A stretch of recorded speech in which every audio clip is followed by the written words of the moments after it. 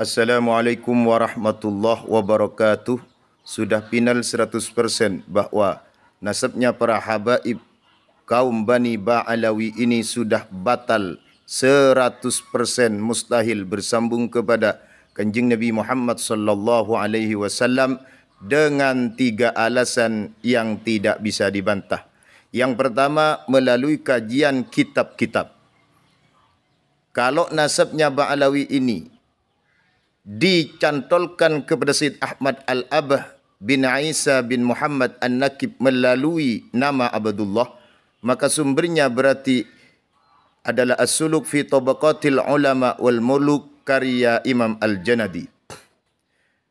Perlu diketahui bahawa Imam Al-Janadi itu kitabnya ditemukan dengan 2 manuskrip. Manuskrip yang pertama ditemukan di Paris, di sana tidak ada Abdullahnya. Yang kedua ditemukan di Istanbul, Turki, namun tahunnya lebih muda daripada yang ada di Paris.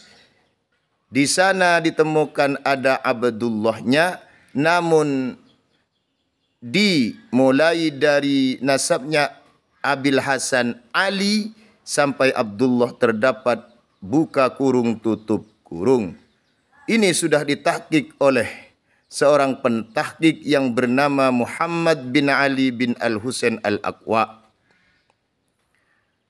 Kalau terjadi buka kurung tutup kurung, kata kaedah ilmu nasab di Muqaddimat fi Ilmil Ansab halaman 49 dikatakan bahwasanya itu merupakan isyaratun ila annal isma qad rufi'ah min tariqin la yusaku bih. Nama itu diangkat ke permukaan, nasabnya diangkat melalui jalan yang tidak bisa dipertanggungjawabkan.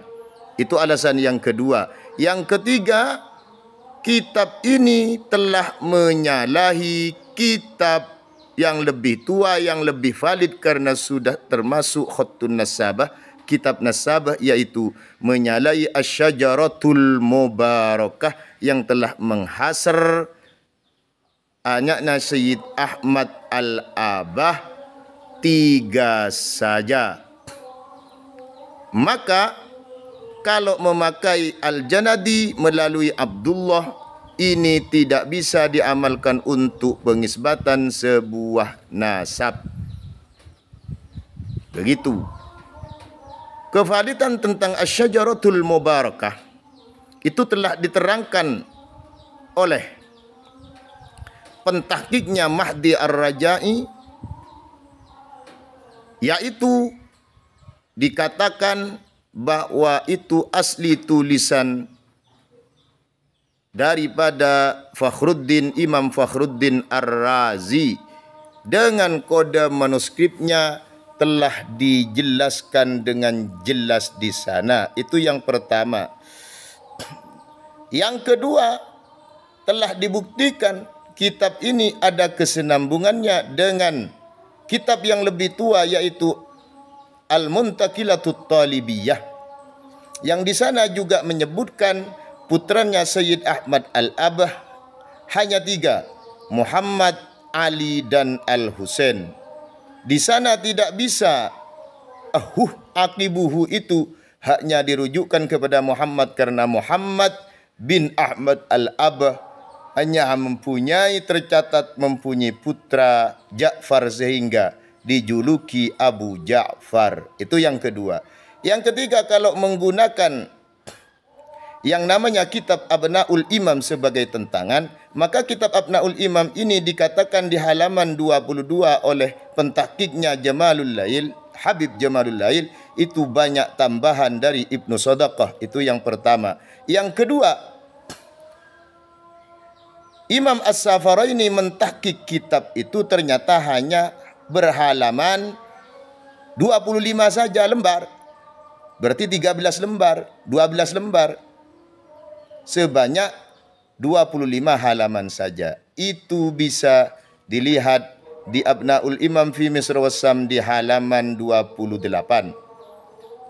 Yang ketiga, dikatakan oleh kaedah ilmu nasab Al-Kafi Al-Muntakhab di halaman 106,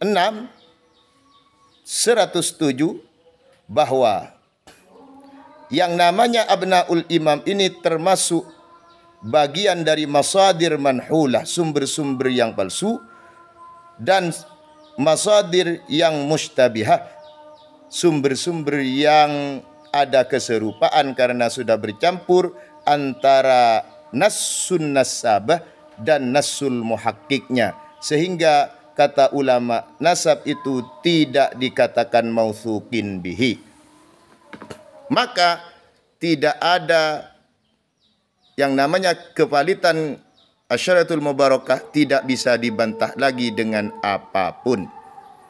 Terus kalau menggunakan Ubaidillah atau Ubaid dengan melalui nasab mereka kepada Sayyid Ahmad Al-Abah bin Isa bin Muhammad An-Nakib, maka sumbernya adalah Al-Burqatul Musyiqah sebagaimana telah dikatakan oleh Syekh Ahmad bin Abdul Karim Al-Hashawi di dalam kitabnya Tasbitul Fuad halaman 1560, bahwa sumber nasab mereka yang pertama kali adalah Al-Burqatul Musyiqah.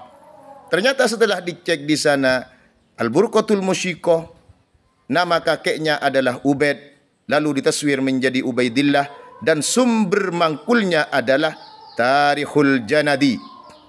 Setelah dicari di Tarikhul Janadi, ternyata Abdullah tidak pernah bernama lain Ubaidillah, apalagi Ubaid. Bahkan Hadid atau Jadid tidak pernah punya saudara yang namanya Alawi atau Basri. Maka kata kaedah ilmu nasab itu dinamakan adraj. Apa itu adraj? Data-data, memasukkan data-data palsu, yaitu antuzada nuqtatun au tuhdhafah au yuzada ismun, menambah titik, atau mengurangi titik, menambah nama, itu namanya dokumen-dokumen palsu, masuk kepada manhulun nasab, nasab-nasab yang palsu. Oleh sebab itu diterangkan di Muqaddimat fi Ilmil Ansab halaman 66. Karena sudah diketahui peletaknya di halaman 85 diterangkan, idza urifal wadi wa urifat illatul wad'il jarihah intafal istidlal. Apabila sudah diketahui peletaknya dan sudah terdapat peletaknya itu illat jarihah, yaitu berupa adraj, mukhalafah lil usul dan banyak sekali, intafal istidlal, sudah tidak bisa dibuat dalil lagi. Maka kitab-kitab setelah itu yang menerangkan nasabnya Ba'alawi berarti rujukannya kepada Tarikhul Janadi kalau pakai Abdullah, kalau pakai Ubaidillah rujukannya kepada Al-Burqatul Musyiqah. Yang keduanya ini tidak bisa diamalkan untuk pengisbatan sebuah nasab karena tidak valid. Oleh sebab itu 100% nasabnya Ba'alawi, para habaib ini tidak bersambung kepada Kanjeng Nabi Muhammad SAW, merupakan nasab palsu yang disambungkan kepada Kanjeng Rasul Muhammad sallallahu alaihi wasallam. Itu yang pertama. Yang kedua, ternyata makamnya yang dicantakan Ahmad Al-Muhajir baru ditemukan di abad 10, yang katanya hijrah di abad 3 sampai abad 4. Padahal di dokumen mereka dan dokumen-dokumen yang lain, hijrahnya bersama Muhammad bin Sulaiman. Kalau bersama Muhammad bin Sulaiman berarti hijrahnya Ahmad Al-Muhajir ini di abad 6, berarti bukan putranya Sayyid Ahmad Al-Abah. Oleh sebab itu siapapun mempercayai nasab ini setelah mendengar ini, maka hukumnya berdosa, harus meyakini bahwa nasab ini batal. Terima kasih.